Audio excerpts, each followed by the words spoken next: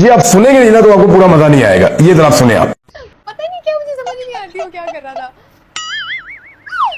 अरे आपने बस भी कर दी, थोड़े से और चावल ले ले। नहीं ना, ले ले ले ले यार, मेरे लिए बहुत ज्यादा अरे हो नहीं, कुछ जाएंगे नहीं होता, हाथ हटाए, ले ले ले यार, ले। आप ये ले please। ये ले ये ले आप ये ये ओवर हो जाएंगे ना कोई यार। बात नहीं, कोई बात नहीं, आप खाए खाए, खैर है, कुछ नहीं होता, खा ले खा ले। आंटी खा लेगी, कोई और खा कोई लेगा बात यार। नहीं, रायता, ओह रायता भी देना था आपने, तो रायता छोड़े भी बस, लिया। ठीक है, काफी है, रहने दे। नहीं नहीं, थोड़ा सा ले ले, यार, ये ले थोड़ा सा रायता, क्या थोड़ा सा करती हो यार। खाए खाए, कुछ नहीं होता। अब आप मेरे घर आके भी आप खाएंगे नहीं तो फिर मेरी मम्मा नाराज होंगी ना। खा ले आप, खाए नहीं, खाए मैं कह रहा था कोई और खा लेता ना, इतनी ज्यादा। और खाए खाए। अरे सैलेड तो लिया अरे नहीं यार, आपने। इसकी जरूरत नहीं थी ना। ले ले, कुछ नहीं होता यार। मेरे मम्मा पापा कहेंगे आपको ठीक से खिलाया नहीं हमने।